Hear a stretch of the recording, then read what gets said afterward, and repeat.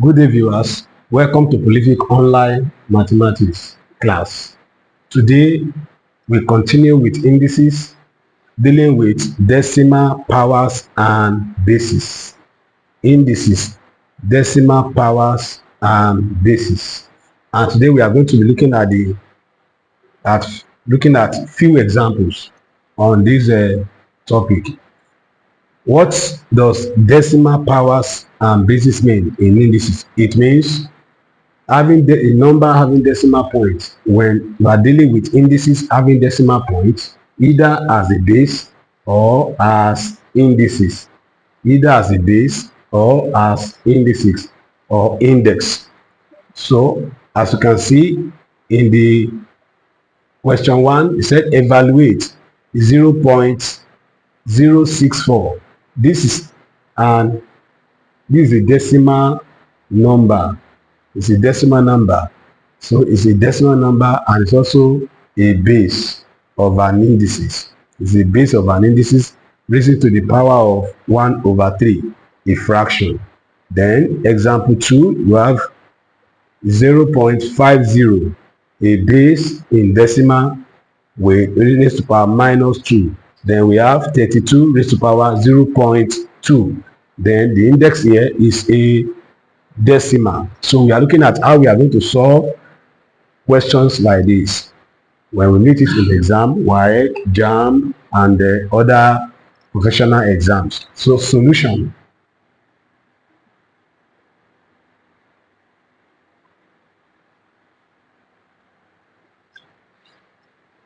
Evaluate 0.064 raised to power 1/3.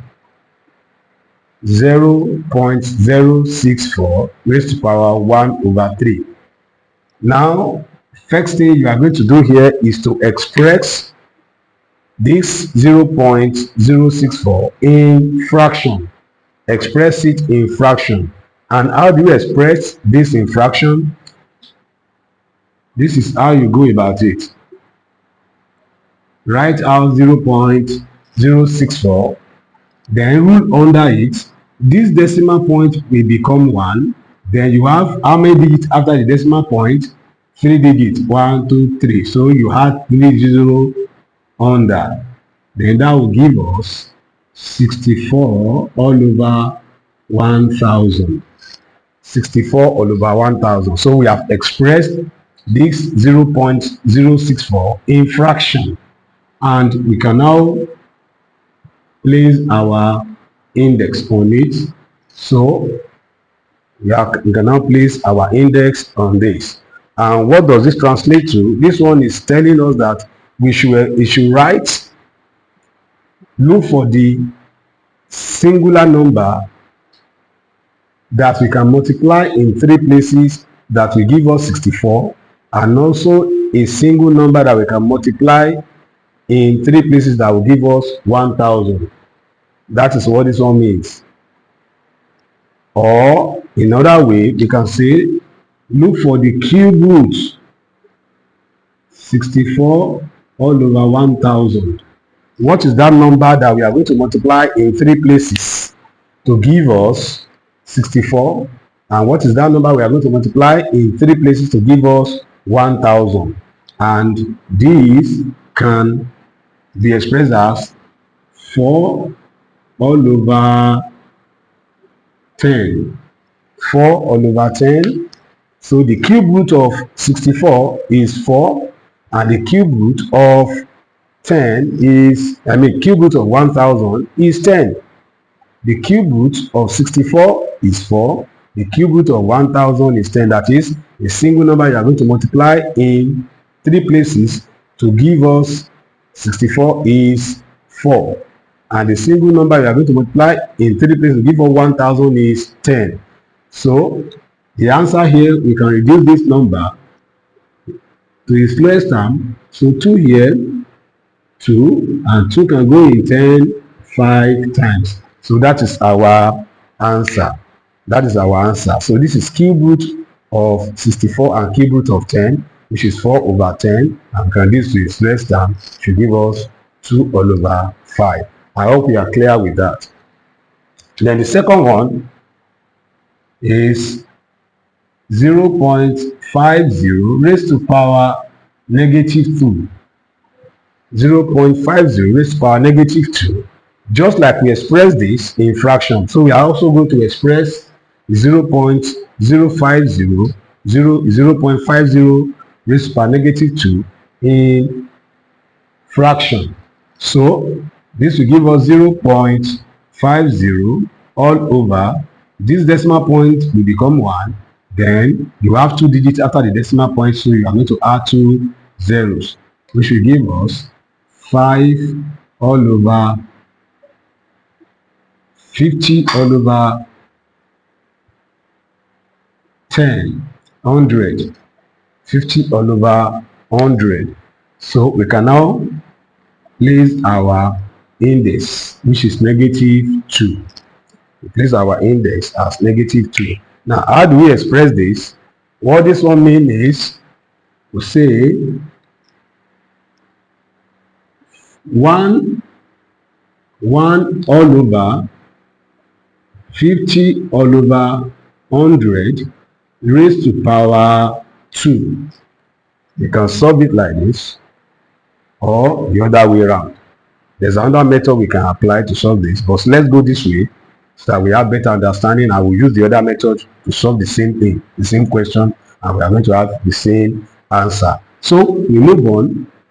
From here, we can reduce our number, this number to their lowest term. Like here we have 2 can divide 50 and 2 can also divide 100.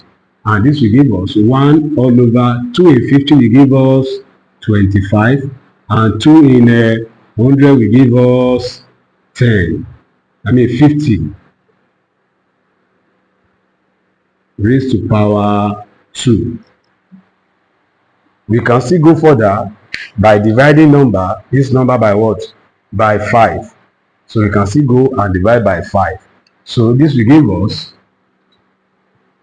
us 1 all over 5 here, 5 in 50, 10 raised to power 2. So from there, we are going to have 1 all over 5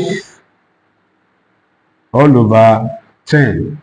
Now, raised to power 2 simply means 1 all over 5 raised to power 2 all over 10 raised to power 2. Remember what we said during the law, when we are treating the laws of indices, that when you are having a number, if I say A all over B raised to power C, for example, or let me use X, what this simply means is that this X belongs to both A and B. So it's going to be A raised to power X all over B raised to power X. So you express this like this. So here, 5 all over 10 raised to power 2 is equals to what? 5 square all over 10 square. 5 square all over 10 square. Which will give us 1 all over 25 all over 100. 25 all over 100. So we can divide 4 down. Say 25 here 1, 25 here 4. That will give us 1 all over 1 over 4, which we can express as 1 all over 1 divided by 1 all over 4. And that will equal to 1 all over 1 multiplied by 4 all over 1. So our final answer here, 4 times 1, 4. And 1 times 1 is 1 equals to 4. Answer.